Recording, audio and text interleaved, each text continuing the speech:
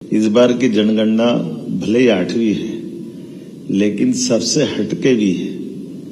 एक तो ये आमतौर पर 10 साल के समय सीमा के बाहर जाने वाली है। जो चक्री क्रम आपका आता था वो उसका क्रम तो 21 में निकल गया, लेकिन अब ये 26 चल रहा है। तो 26 में हम अपने उस समय से थोड़ा बाहर जा रहे हैं। लेकिन ये बात भी सही कि कोविड और कठिन काल में स्वाभाविक रूप से वो संभव नहीं था उस परेशानी को। और एक चुनौती और है, जिस चुनौती के बलबूते पर हम सब अपने इस बदलते परिवेश में आपको जो हमारे समाज की सब गणना का जो विशेष काम दिया है, उन गणनाओं की शुद्धता के लिए, गणनाओं के अंदर की सारी बारीकियों के लिए आपका बहुत अच्छे से प्रशिक्षण हुआ होगा, ऐसा मैं मानता हूं। ये तो बात सही है। वैसे तो ये आपने बताया कि वैदिक काल से हम कौन हैं, हमारे समाज की जो पद्धति है वो उस तरह से जानी जाती है। अब वो तो एको ब्रह्म द्वितीय नास्ति, हम तो ब्रह्म से जुड़ने वाले लोग हैं, हम तो प्रकृति मात्र से प्रेम करने वाले लोग हैं। लेकिन वस्तुतः हम सब वर्गीकृत रूप से अपनी अपनी नीचे तक की गणना में जब आएंगे तो जनगणना की दृष्टि से, जैसे हमारे यहाँ अभी सीएस ने कहा कि हमारे मजरा टोला की आवासीय बस्तियों की भी अपनी एक रचना है, उसके अपने प्लस माइनस है। लेकिन उसका हमारे लिए अच्छी बात है कि हमारे आदिवासी अंचल में सहजता के साथ रहने की एक पद्धति है। एक बेचरा गांव भी है, जो बेचरा गांव, जिन गांवों का बाद में बसना उजड़ना है कोई कहानी है, लेकिन ऐसे गांवों के अंदर भी ठीक से गणना हो जाए, बेचरा गांव पुनः आबाद भी करे जा सकते हैं, या उनके संबंध में विकास के लिए भविष्य में रोड मैप जब बनाने जाएंगे तो एक चुनौती उसकी भी आने वाली है। वैसे आप सब इसकी चिंता करेंगे।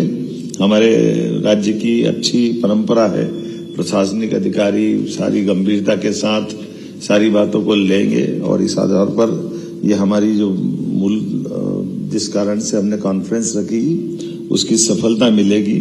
सड़क, अस्पताल, स्कूल, ये सब आपकी बनाए हुए बुनियाद पे ही खड़े होंगे, जिस आधार पर सही से गणना हो जाए, सही से चिंता हो जाए भविष्य की दृष्टि से।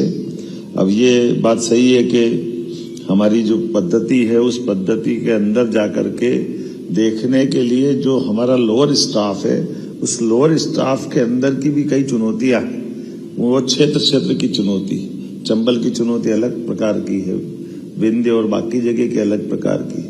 तो कहीं ना कहीं इसको क्रॉस चेक जरूर करते रहना। एक चुनौती ये आएगी हमारे बीच में से, राजनीतिक दृष्टि से भी और बाकी दृष्टि से भी इस जनगणना का कई अर्थ निकलेंगे। उन कई अर्थों की कई प्रकार की चुनौतियां आएगी, तो उससे निपटने की तैयारी में स्पष्टता रहे, पारदर्शिता रहे और हमारी प्रतिबद्धता भी, जो शासन के पीछे का भाव है कि आखिरकार हम निचोड़ निकालें, तो निचोड़ में कोई हमारे लिए कोई दूसरा कारण नहीं बने। हमारी पारदर्शिता और प्रतिबद्धता में हमारी निष्पक्षता भी सबसे पहले रहना चाहिए। आज के इस अवसर पर जब मैं आपकी तरफ ये बात करने आया हूं तो ऐसा लगा कि बाकी बातें तो आप जनगणना की करेंगे, लेकिन पूरे प्रदेश के प्रशासनिक अधिकारी यहाँ आए हैं, कलेक्टर आए, कमिश्नर आए। ऐसे में विधानसभा सत्र भी हमारे सिर पे ही है। तो 16 तारीख से होने वाला सत्र जो 6 मार्च तक चलेगा, जिले के अंदर कोई विवाद नहीं होना चाहिए। इतना तो हम सब जानते हैं, सरकार को कोई अप्रिय स्थिति नहीं बनना पड़े। कहीं न कहीं हमारी अभी जो घटनाएं ध्यान में आ रही है उन सबसे आप सब चुनौती के साथ, लेकिन जल रचनाएं जो बन रही है उसमें मुआवजे वाले मसले आ रहे हैं, तो बहुत संवेदनशील तरीके से निपट लें। और ये बात सही है, आप अगर कोई कठिनाई आ रही तो मार्गदर्शन ले लें, लेकिन हम ये सब चाहेंगे कि आखिरकार विकास का कारवां भी बढ़े और हमारे व्यवस्थाओं का नियंत्रण भी हमारे हाथ में रहे। कुछ तरीके हो सकते हैं, उस पर हम प्रदेश स्तर पे गंभीरता के साथ रास्ते निकाल रहे हैं, लेकिन आपको ये मान के चलना कि अंततः हमारा संवेदना स्थानीय बासिंदों के साथ भी है। किसी का भी मकान, जमीन, दुकान अगर कुछ होता है तो उसके मन में उसका लगाव भी होता है। हमको विकास भी चाहिए, लेकिन उसकी भावनाओं का ध्यान रखना। ऐसे में हमारे पास कोई तकलीफ नहीं है। उदारता के साथ ऐसे कई बड़े अपने राज्य का इतिहास है कि हमने बड़े बड़े प्रोजेक्ट पूरे किए, तो सारे प्रोजेक्ट पूरे होंगे। इसमें दोबारा कोई ऐसी बात नहीं आना चाहिए कि कोई इसके कारण से, तो इसका समयबद्ध तरीके से अंदर तक जाकर के बीमारी की जड़ तक चले जाओ।